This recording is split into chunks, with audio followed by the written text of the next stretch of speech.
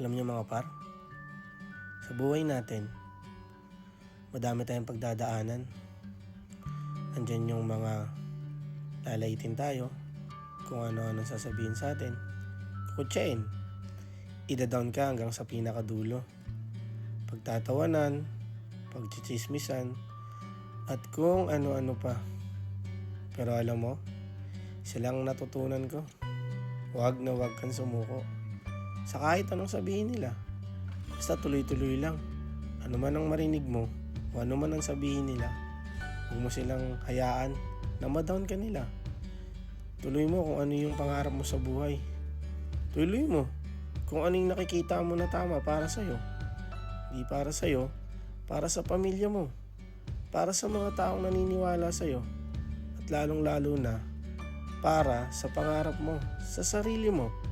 Hanggang sa maabot mo to, huwag kang titigil hanggat hindi mo naaabot.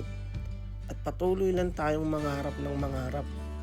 Alam ko, darating din ang panahon, maabot ko yung mga pangarap ko, yung mga kagustuhan ko sa buhay. Kung ano man ang problema, tuloy lang, huwag tayo sumuko. Kasi darating ang panahon, tayo naman ang nasa taas. Tayo naman ang titingin.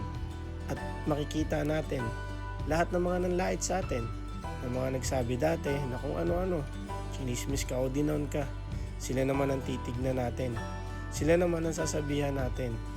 At hindi masama, kundi ang sasabihin natin sila na nakarating ako dito dahil sa panlalait mo. Kasi na-challenge ako. Kasi narating ko dahil sa mga sinabi mo.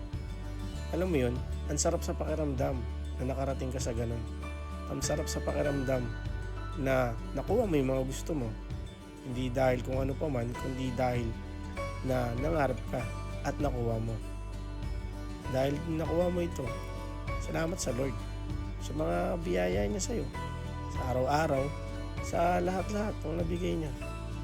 Kaya ikaw, huwag mo hayang sumuko ka o huwag kang susuko. Kasi alam mo, pag sumuko ka, ikaw ang talo.